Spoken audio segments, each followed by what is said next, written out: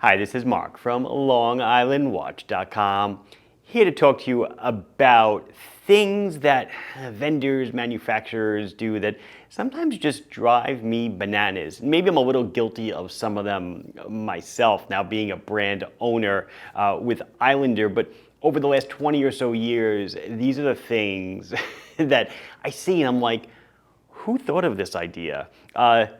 Quick side note, speaking of who thought of this idea, my Instagram counter is connected to the internet. We lost internet, so once you lose internet, it defaults to an error state until it goes through the cycle and reconnects itself. In no particular order. Number one, and this is one that people email me about all the time because they think I'm making a mistake. Different positions for strap holes on the same watch if it comes on a bracelet or if it comes on a strap. Case in point, this is the one vendor I know that does it, drives me bananas, it's Orient. On their Ray and Mako and on the Kamasu, if you have a rubber strapped version of one of those watches and you go to put on an aftermarket, not Orient's bracelet, because Orient's bracelet was hollow end link, very forgiving. You go to put on an aftermarket from Islanders, us, or strap codes, it will not fit. You can only fit a Ray Mako Kamasu with an aftermarket bracelet if the watch was originally shipped on a bracelet. They actually drill the holes for the strap in a different position depending on what version of watch it is. And this is like, why would you ever do this?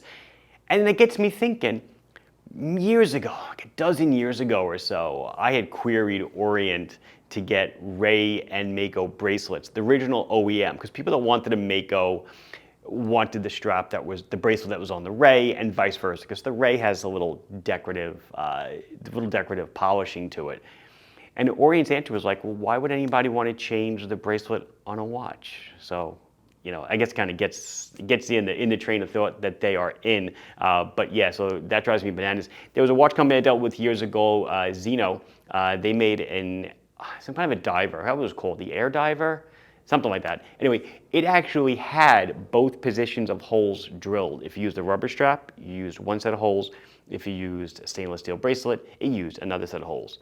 So if you really want your bracelets to fit a certain way, that was a good way to do it. Drill both into the case. But for Orient, it doesn't really fly. So carrying on to the same, I'm going to sound like I'm beating Orient, but I'm really not. Strap sizes. Bambino, 21 millimeter. Why? And again, it goes into what I just said. Why, they think, why would people want to change the strap or bracelet on their watch? It's perfectly fine on what it was delivered on. But Seiko is guilty as well. The SNA 411 Flighty, the larger speed timer is 21 millimeters. There are some that float down, other brands that float down into the 19 millimeter range. In your aftermarket straps, even numbers are king.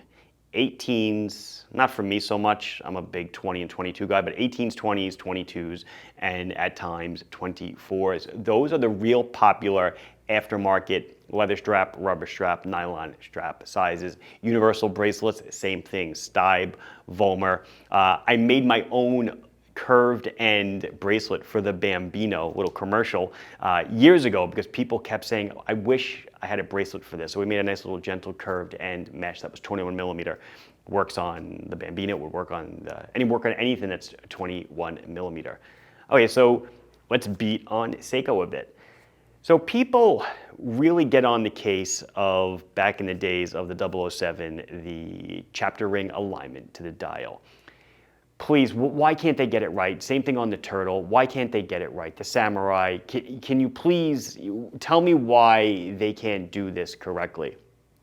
Well, you don't hear that issue quite as much on the 013, when the SKX 013 was out. Obviously, all these watches are discontinued at this point, the 007 and the 13. Turtle or Samurai still going, but you never heard it. Why? Well, if you ever took one of these apart, you'd know. On the 007, the chapter ring loads from the front. You have to take the crystal off to get to the chapter ring. The dial and movement load from the back. So you can imagine you're taking these two things and you're getting them to You're installing them through different entry points, and you have to get them to align in a mass production environment. Sure, they key the chapter in with a little nib and stuff, but you still have the tolerances of printing and alignment and everything else, and that is what you are left with. The turtle is the same way. The chapter ring loads from the top, the dial loads from the bottom. The 013, you never heard this probably. You know why? Because in the 013, the chapter ring is attached to the dial and it all loads from the back. You take off the crystal, you cannot extract the chapter ring in the same way you can as if you were to just take the movement. Once you take the movement out of an 013, the dial and chapter ring come with it. What a novel idea. Why not do this on future builds? I have no idea, but that was the way to do it, because you can align the chapter ring in the dial while it's still in the external state, glue it into position, and then load it in. Abundance of Loctite on bracelets. Strapcode has done this. Squally with their recent bracelet did this. Way too much Loctite, to the point where you're rounding out screws and really giving people a hard time in getting the screws out. Loctite is one of those things where less is better. Islander bracelets, we typically do not use any because you generally do not need it. But if you need to use it, a little dab will do you. It seeps right into the threads. It works. It's an anaerobic compound, which means it works in the absence of oxygen. That's how it seals into the threads. But you just need a dot. Pro tip, if you do have a bracelet where you cannot get the screws out, the Loctite is really gluing it together. Heat it up with a hairdryer, the tip of a soldering iron, whatever, to help break the Loctite or expand the metal to get it to snap a bit and ease it out. I've heard of people soaking the entire bracelet in acetone to try to eliminate the Loctite, but just little tips to help you get it done a little bit easier. Certain manufacturers do this. They've been doing it for a while. Naming the movement after your company, but really not doing anything to the movement, usually just changing a rotor. So giving it I think Devosa did this, certain other, I don't want to name too many companies because it's not a bad thing, I kind of get it. Laco does it. I'll just say Laco does it. Like a Laco 24 was an ETA 2824. They use their own internal coding to map a movement to their own reference designation. And at times, mostly, the only thing they were doing is taking the rotor off and putting a rotor on with their own branding. So that's like, why? What are you hiding? I feel like when people look for a watch to purchase, an ETA or a Sellita or a Miyota, 9000 series movement might actually be a selling point rather than a Devosa, DA, whatever movement or whatever you want to call it, it might be. This one certainly, I guess I'm guilty of myself a little bit, but it does drive me bananas because I know it's going on behind the scenes, and this is how companies get into trouble, distributors or wholesalers or manufacturers. Annualizing numbers. What the hell does that mean? Well, last year you sold 1,000 watches to a certain account. This year your goal is to sell them, 10% growth. You have to sell them 1,100 watches. And then you get 1,100 watches. Again, what you have to do the next year? 10% again. So another 110 watches. And it keeps growing and growing and growing. What happens? Well, generally we're left with an abundance of watches that it might be at a distributor or a warehouse. They'll find their way into the gray market, of course, because we need to offload goods.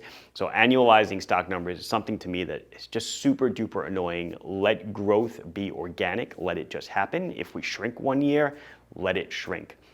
I know public companies obviously, always defer to the stockholder and they got to keep the stockholder happy, but I say let your companies run their company the way they want to, and success will certainly happen. It may not happen year on year, but in the long term, I think everyone is just happier.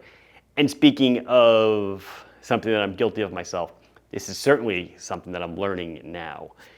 How do vendors run out of an item that is so popular, and you ask when's more coming, and they tell you 4 months, 5 months? How did you not see this coming? It's like you have something, it sells X units a month, you have this in stock, you need to plan it out. And with build times, it does get difficult, and Islander is guilty of this in certain respects. There are certain models that have sold out, and I'm like, and it's been a few weeks now, and I'm like expecting them, hopefully within a month or so, like the Seafoam Green Northport. You know, hate running out of that watch, but simply didn't forecast it well enough.